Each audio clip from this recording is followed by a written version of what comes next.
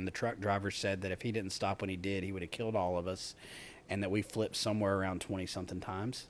Violation of probations, just left and right, man.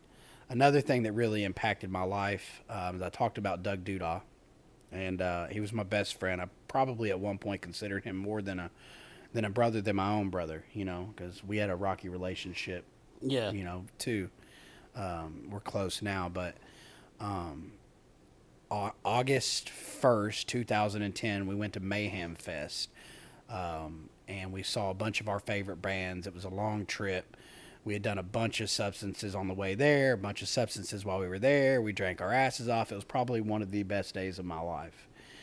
And me and Doug had had some kind of issues before that. And while we were rolling balls on Molly, we were sitting on top of this field at the concert, and we did what we call in recovery make amends, and we kind of cleaned up each, said sorry, and we love each other and all that stuff. I didn't know that that was going to be probably the last conversation that I had with him, and so we go and we party and we're driving home, and our driver had had time to sober up, but we had been up for, I mean, a whole day at Mayhem Fest. And so our driver ended up falling asleep at the wheel. There were six of us in the vehicle. We were in a white Expedition, and I was in the middle row, and there was a third row in the back, and we were lounging. The only people that were even buckled up were the driver and the passenger, Jeremy and Jared.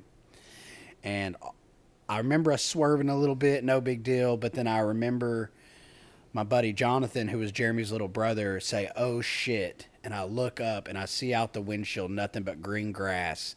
And Jonathan went to jump. Jared overcorrected. And then the next thing I remember was like everything went black. But I could feel my body. It didn't hurt, but I could feel my body being thrown around this vehicle.